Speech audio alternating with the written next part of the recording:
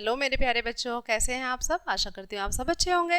तो बच्चों शुरू करते हैं कक्षा 6 संस्कृत का अध्याय नंबर 12। हमारे अध्याय का नाम है बच्चों संज्ञा शब्द रूपाणी, यानी कि संज्ञा शब्द रूप। स्टार्ट करते हैं। शब्दों के रूप अंतिम स्वर व्यंजन के अनुसार रूप चलते हैं। जो शब्दों के रूप होते हैं बच्चों, यानी कि जो अंतिम स्वर होते हैं वो किसके अनुसार चलते हैं? व्यंजन के अनुसार चलते हैं, परंतु वे संपूर्ण रूप एक निश्चित नियम की परिधि में रहते हैं। विद्यार्थियों के लिए इसकी संक्षिप्त जानकारी इस प्रकार है। जो इसकी संक्षिप्त जानकारी है वो आगे दी हुई है बच्चों, ध्यान से देखेंगे। कुछ शब्द यानी कि जो संज्ञा शब्द होते हैं स्वरांत यानी कि अजंत, और कुछ व्यंजनानंत हलंत होते हैं। इस आधार पर संज्ञा शब्दों को 6 भागों में बांटा जा सकता है। कितने भागों में? 6 भागों में बांटा जा सकता है। कौन कौन से हैं वो भाग? सबसे पहला है बच्चों पुल्लिंग शब्द यानी कि स्वरांत, स्त्रीलिंग स्वरांत, नपुंसकलिंग शब्द स्वरांत और पुल्लिंग शब्द व्यंजनानंत। स्त्रीलिंग शब्द हैं व्यंजनानंत और नपुंसकलिंग शब्द व्यंजनानंत। शब्द रूपों की पहचान रखने के लिए वह अवश्य ध्यान रखना चाहिए कि अकारांत शब्द यानी कि ए स्वर अंत में रखने वाले शब्द कहलाते हैं। यानी कि जिन शब्दों के अंत में ए होता है वो क्या कहलाते हैं बच्चों? अकारांत शब्द कहलाते हैं। इसी प्रकार ई स्वर अंत में रखने वाले इकारांत होते हैं। यानी कि जिन शब्दों के बाद में ई शब्द आता है वो कौन से होते हैं? इकारांत शब्द होते हैं। अर्थात जिस शब्द के अंत में जो स्वर होता है वह उसी के संकेत से कारांत के रूप में जाना जाता है।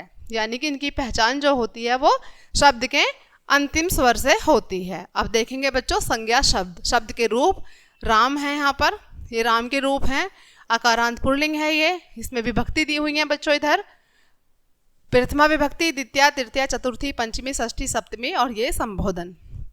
एक वचन है ये, द्विवचन, बहुवचन। शब्द रूप है राम के। विभक्ति प्रथम, एक वचन में राम है, द्विवचन रामो, बहुवचन रामा। द्वितीय विभक्ति एक वचन रामम, द्विवचन रामो और बहुवचन रामान। तृतीय विभक्ति है एक वचन रामेण, द्विवचन रामाभ्याम और बहुवचन रामय। चतुर्थी विभक्ति है एक वचन में रामाय, द्विवचन में रामाभ्याम और बहुवचन में रामेभ्य। अब देखते हैं बच्चों पंचमी विभक्ति। एक वचन रामात, द्विवचन रामाभ्याम और बहुवचन रामेभ्य। षष्ठी विभक्ति एक वचन रामस्य, द्विवचन राम्यो और बहुवचन रामाणाम। सप्तमी विभक्ति एक वचन रामे, द्विवचन राम्यो और बहुवचन रामेषु। आगे है बच्चों संबोधन।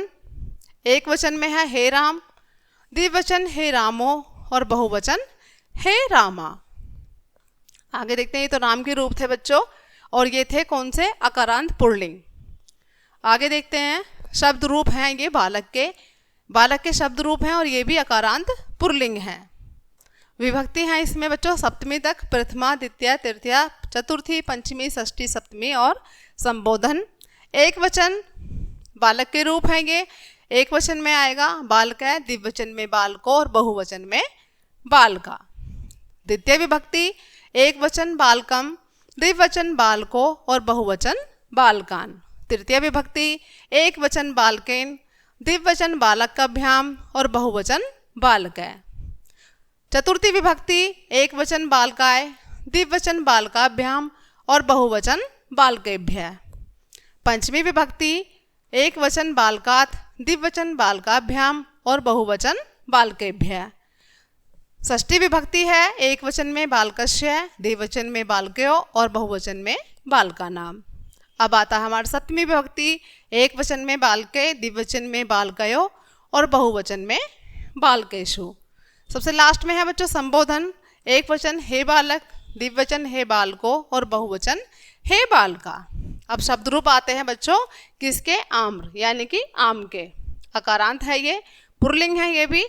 आम किस में आता है बच्चों? पुल्लिंग में आता है। ये आम के रूप हैं। विभक्ति है इसमें भी प्रथमा, द्वितीय, तृतीय, चतुर्थी, पंचमी, षष्ठी, सप्तमी और संबोधन। एक वचन प्रथम विभक्ति एक वचन में आएगा आम्र, द्विवचन में आम्रो, बहुवचन में आम्र। द्वितीय विभक्ति एक वचन आम्रम, द्विवचन आम्रो और बहुवचन आम्रान। तृतीय विभक्ति है एक वचन आम्रेण, द्विवचन आम्राभ्याम और बहुवचन आम्र। चतुर्थी विभक्ति एक वचन आम्राय, द्विवचन आम्राभ्याम और बहुवचन आम्रेभ्य। पंचमी विभक्ति एक वचन आम्रात, द्विवचन आम्राभ्याम और बहुवचन आम्रेभ्य। षष्ठी विभक्ति एक वचन आम्रस्य, द्विवचन आम्र्यो और बहुवचन आम्राणाम। सप्तमी विभक्ति एक वचन आम्रे, द्विवचन आम्र्यो और बहुवचन आम्रेषु। संबोधन है एक वचन हे आम्र, द्विवचन हे आम्रो और बहुवचन हे आम्रा। शब्द रूप ये रमा के हैं बच्चों। अकारांत कौन से हैं? ये स्त्रीलिंग के हैं। देखेंगे इसको। विभक्ति प्रथमा, द्वितीया, एक वचन, द्विवचन, बहुवचन, यहाँ पर तृतीया, संबोधन तक है ये विभक्ति।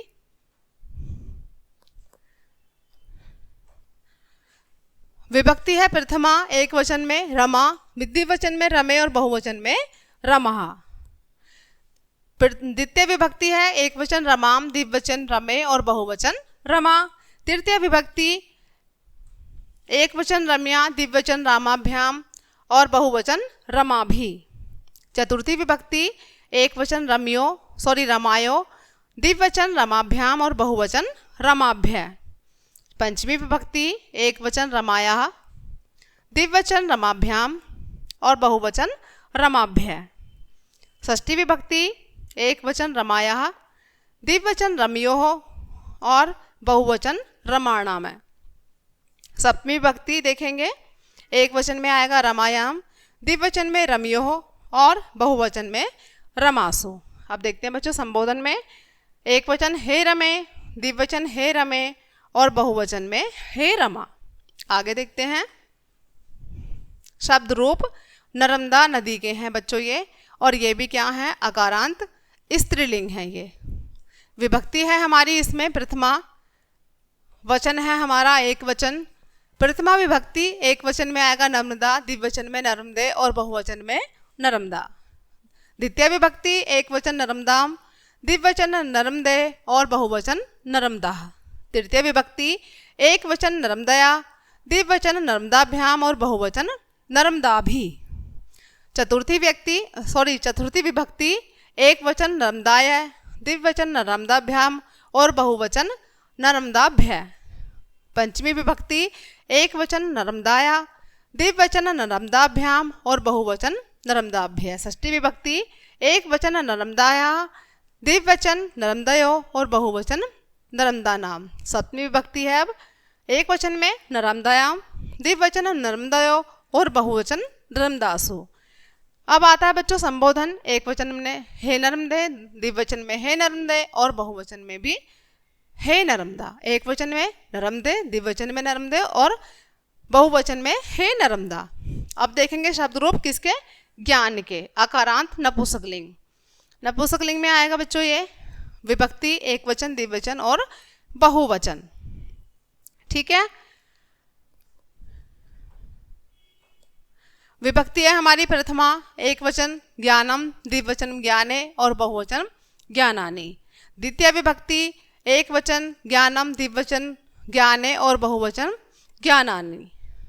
तृतीय विभक्ति है एक वचन में ज्ञानेन, द्विवचन में ज्ञानाभ्याम और बहुवचन में ज्ञान है। चतुर्थी विभक्ति एक वचन ज्ञानाय, द्विवचन ज्ञानाभ्याम और बहुवचन ज्ञानेभ्य। पंचमी विभक्ति एक वचन ज्ञानात्, द्विवचन ज्ञानाभ्याम, बहुवचन ज्ञानेभ्य। षष्ठी विभक्ति एक वचन ज्ञानस्य, द्विवचन ज्ञानियो और बहुवचन ज्ञानाम। अब आता है हमारा सप्तमी विभक्ति ज्ञाने, ज्ञानियो और ज्ञानेषु।